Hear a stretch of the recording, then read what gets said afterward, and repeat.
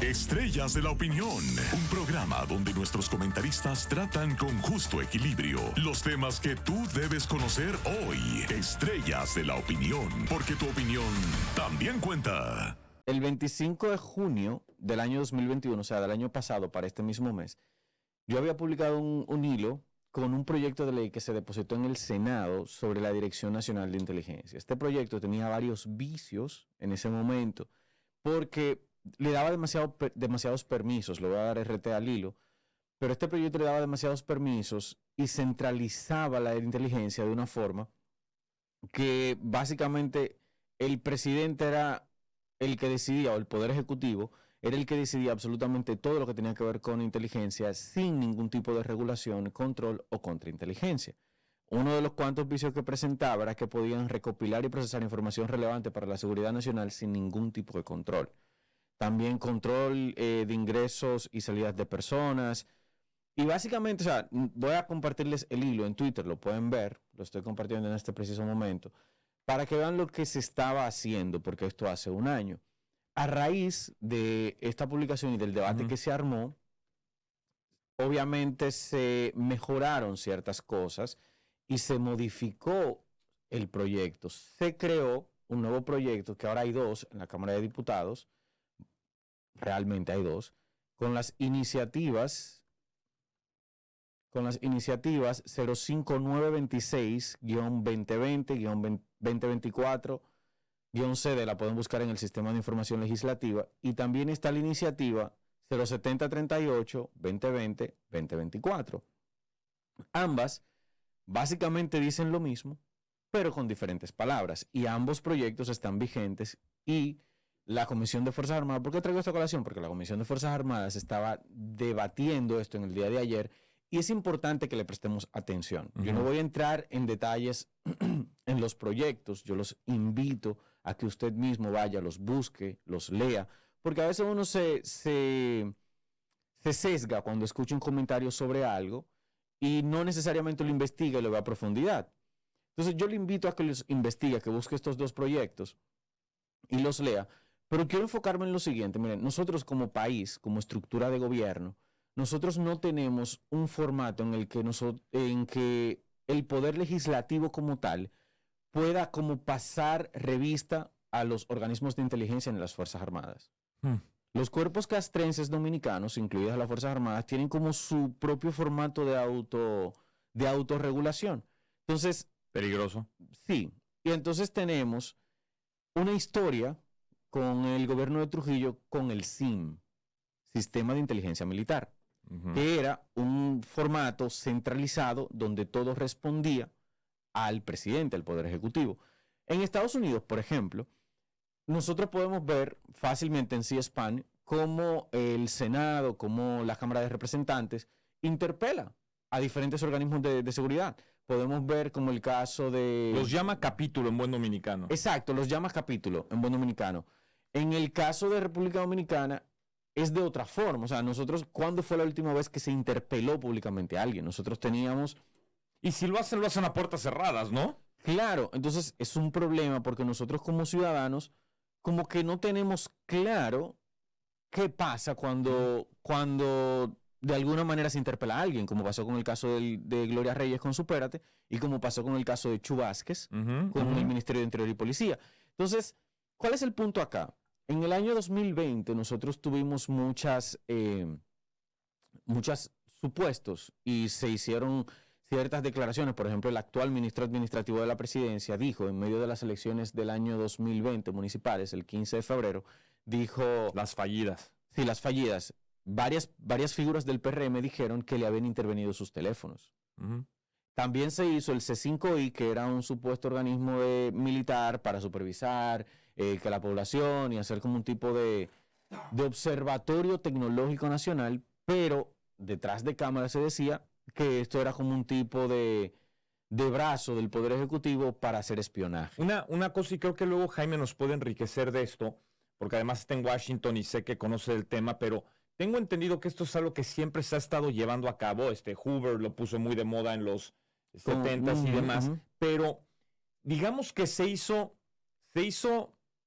normalizó o se hizo una práctica mucho más abierta y común cuando George Bush pasó la famosa ley donde para efectos supuestamente de seguridad nacional podían hacer lo que fuese necesario, desde llevar prisioneros a Guantánamo como hasta vigilar en territorio estadounidense. Entonces, creo que con eso muchos gobiernos ya pasaron de hacerlo una práctica clandestina a decir, lo hacemos por el bien de la seguridad nacional, y ¿no? países que tienen su Estado de Derecho bien fortalecido, como es Estados Unidos, aún ese tipo de países tiene problemas, porque no podemos olvidar el caso de John Snowden. Edward Snowden. Sí, me confundí ahí, pero Edward Snowden. No, y varios whistleblowers, como llaman, que han tenido que sacar información. También estaba el soldado Bradley Manning, que bueno, que hoy ya es ya tiene nombre de mujer, pero era Bradley Manning, que en la cárcel pasó por un proceso, sí, creo que se llama Chelsea ahora, no me acuerdo, Manning, que también sacó muchísima información de inteligencia, ¿no? En donde justamente te das cuenta de que todo el mundazo está vigilado, no solamente en Estados Unidos, las embajadas americanas en respectivos países vigilan a muchas personas. Exacto, y esto pasa en China igual, donde el Estado de Derecho es básicamente nulo, en Rusia igual, y en otros países totalitarios y autoritarios. Entonces, es importante que nosotros como sociedad empecemos a ver esto con pinzas, porque nosotros no tenemos mecanismos de control como existen en esos países, no tenemos mecanismos de regulación legislativa, ni los legisladores van a llamar a capítulo, eso es mentira. O sea, eso en papel podría verse lindo, pero en la práctica ningún legislador, ningún presidente de una cámara legislativa va a llamar a capítulo algo que haga su presidente. Eso es mentira. No, ni a un ministro. Ni a un ministro tampoco. Eso es mentira. Y si lo llama a puertas cerradas y no público, porque ahí es donde radica la diferencia. Cuando son organismos descentralizados y tienen cierto nivel de autonomía, como pasa en Estados Unidos, como en el caso del FBI, por ejemplo, que el presidente lo único que hace es que appoints, o sea, él dice quién puede ser y el Senado confirma quién va a ser el director del FBI. O un juez de la Suprema Corte. Lo vimos con este juez, con uno de los que Trump puso, que supuestamente tenía acusaciones de acoso, y lo hicieron pedazos en la reputación de ese pobre hombre por atento a 2, 3 cervezas.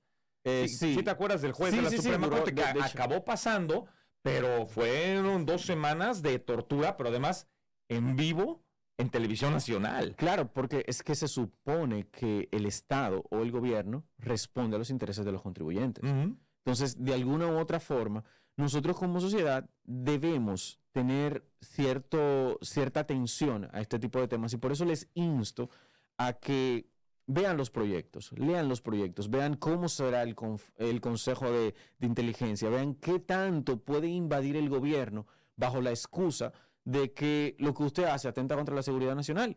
Porque, por ejemplo, ¿a qué, no? Exacto, por ejemplo, como el caso de Jaime, ¿nos escucha, Jaime? ¿Estás aquí? Por ejemplo, en el caso de Jaime, que trabaja en un medio, cualquier investigación periodística que esté haciendo podría considerarse que afecta a los intereses de la nación. ¿O me equivoco? ¿Podrías decirnos? Alguien podría interpretarlo así. Exacto. Sí, eso es un término que le deja una cancha abierta a que cualquiera pueda interpretarlo por su ambigüedad, porque ellos no te definen cuáles casos son específicamente los que son de seguridad nacional. Aquí en los Estados Unidos eso está bastante definido, pero entendemos que esta democracia también es mucho más fuerte, hay muchas más institucionalidad. En Estados Unidos también hay más grupos que velan por estos asuntos de libertades, y la propia responsabilidad. Es una sociedad mucho más responsable donde, por ejemplo, a ti te condenan aquí en los Estados Unidos por mentir. Sí, por perjurio. Ajá, el perjurio, sencillamente por eso. En República Dominicana eso no está, ni hemos visto, y si está en alguna ley por ahí que desconozca, no hemos visto tampoco nunca una sentencia en cuanto a esto. Entonces, esos casos dejan esa cancha abierta a qué cosas son y no son de seguridad nacional. Es como por ejemplo, voy a hacer un símil, aunque un poco distante, pero por ejemplo, La ley que establece los parámetros para los problemas mentales en República Dominicana, literalmente a ti, con una orden de un psiquiatra, a ti te pueden secuestrar literalmente. La ley 12-06. No sé si es la 06, pero es la ley, por ejemplo, con un diagnóstico de un psiquiatra, a ti te pueden sencillamente secuestrar, esposar y llevar secuestrado. Si representas un peligro a la sociedad de acuerdo al psiquiatra, ¿no? Sí, Entonces, una locura, una locura. O sea, y esa ley que pasan esas leyes precisamente en tiempos que no son como estos, donde personas como nosotros hacemos el escrutinio, hacemos la veeduría de esas leyes que se están conociendo en el Congreso y podemos detectar puntos que atentan contra las libertades individuales. Y yo hablo de esta ley por un amigo precisamente. En una ocasión, por ejemplo,